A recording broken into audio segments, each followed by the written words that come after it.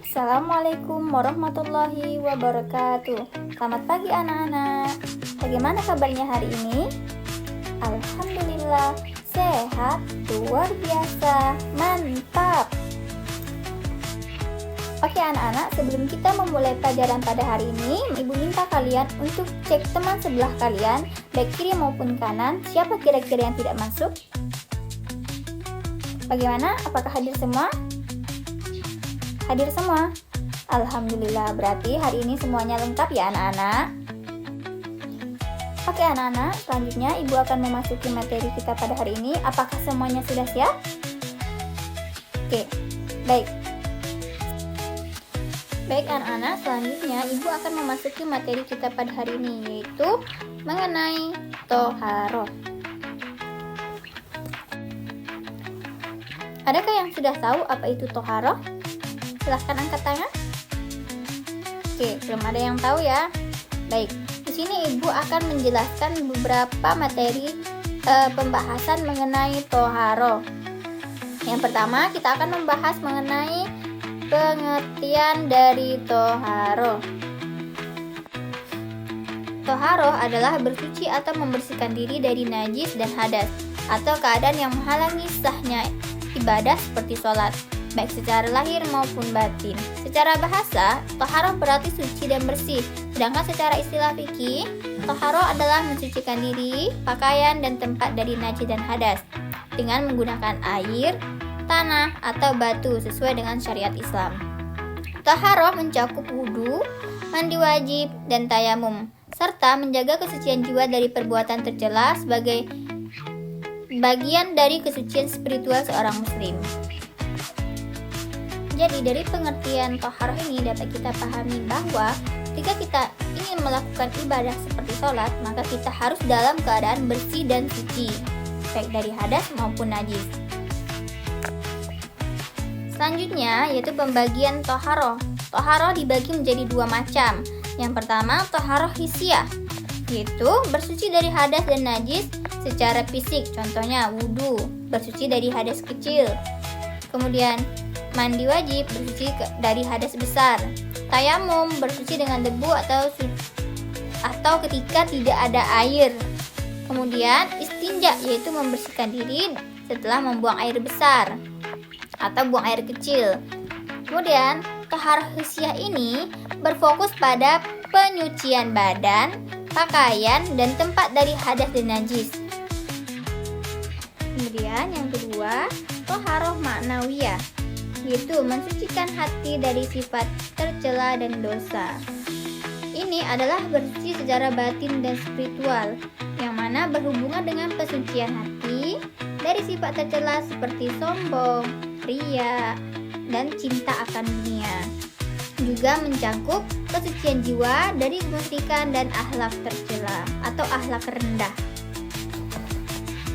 Jadi itulah pembagian dari toharoh. Nah, yang pertama tadi adalah toharoh hissiyah. Kemudian yang kedua adalah toharoh ma'nawiyah. Oke, nah selanjutnya kita akan memasuki pembahasan tentang jenis najis dan hadas. Nah, yang pertama kita akan membahas najis. Najis adalah segala sesuatu yang dianggap kotor, baik secara fisik atau melekat pada sesuatu, yaitu seperti badan, pakaian, dan tempat. Najis contohnya yaitu seperti kotoran, darah, atau air liur anjing. Jadi najis ini dibagi menjadi tiga kategori atau tiga macam. Yang pertama, najis mukhafafah, yaitu najis ringan. Contohnya air kencing bayi laki-laki yang belum mencapai usia 2 tahun dan belum mengonsumsi apapun selain daripada ASI. Apa itu ASI? Ya, air susu ibu. Kemudian yang kedua yaitu najis mutawasitah atau sedang, termasuk yang najis yang terlihat maupun najis yang tidak terlihat. Nah, contohnya seperti air kencing dewasa, darah, nanah, dan bangkai. Bangkai itu selain bangkai belalang dan ikan. Dan kemudian yang ketiga yaitu najis mukhallazoh atau najis berat, seperti babi dan anjing serta darah dan air liurnya. Membersihkan najis itu berbeda menurut jenisnya, dari mensucikan dengan air hingga mensucikannya sebanyak 7 kali dengan salah satunya dicampur dengan tanah. Nah, biasanya ini dilakukan pada najis berat atau najis mukhallazah. Oke anak-anak, jadi najis itu tadi terbagi menjadi tiga jenis ya. Yang pertama ada najis mukhafafah atau disebut juga dengan najis ringan. Kemudian yang kedua ada najis mutawasitah atau disebut juga dengan najis sedang. Dan kemudian yang terakhir ada juga najis mukhallazah atau disebut juga dengan najis berat. Dari 3 najis ini cara mensucikannya berbeda-beda ya anak-anak. Nah, ya selanjutnya Ibu lanjut ke pembahasan mengenai hadas.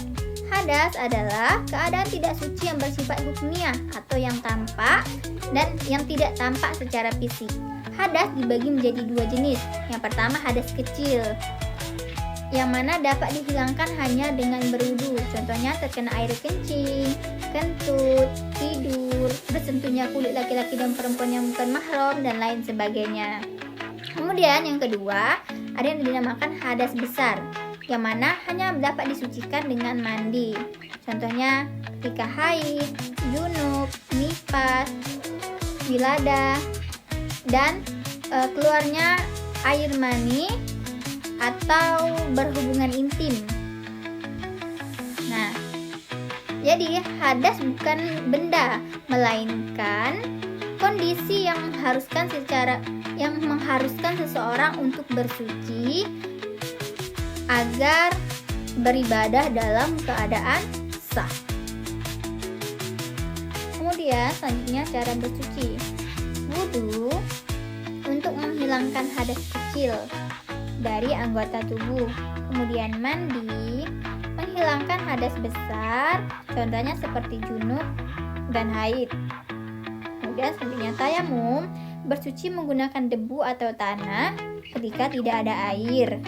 Dan yang terakhir, bersihkan najis dari pakaian, badan, dan tempat agar sholat dalam keadaan bersih dan suci, serta agar sholat dalam keadaan sah. Nah, kemudian pembahasan kita yang terakhir yaitu mengenai hikmah dan manfaat dari toharoh. Nah, hikmah dan manfaat dari toharoh yang pertama, membersihkan jasmani dan rohani sebagai persiapan ibadah diterima di sisi Allah. Kemudian menjaga kesucian dan kesehatan, dan yang terakhir meningkatkan ketakwaan dan disiplin di diri. Oke anak-anak, jadi kesimpulannya adalah toharoh dalam Islam merupakan kewajiban yang sangat penting berupa bersuci dari hadas dan najis. Nah, sebagai syarat sahnya dalam melaksanakan ibadah seperti sholat. Toharoh mencakup kebersihan fisik, yaitu berupa wudu, mandi wajib, dan tayamum. Sedangkan kebersihan spiritual dengan menjaga atau menjauhi dosa dan maksiat. Nah, dengan menjaga toharoh, seorang muslim tidak hanya mensucikan tubuh, tetapi juga mensucikan hati dan jiwa. Nah, sehingga ibadah diterima dan hubungan dengan Allah Subhanahu wa Ta'ala terjaga dalam keadaan suci. Baik, anak-anak, Ibu cukupkan sampai di sini pembahasan kita pada hari ini, dan pelajari apa yang sudah Ibu sampaikan karena akan Ibu tanyakan pada pertemuan selanjutnya. Baik, sekian dari Ibu, sampai jumpa pada pertemuan berikutnya. Akhir kata, wassalamualaikum warahmatullahi wabarakatuh. Sampai jumpa anak-anak.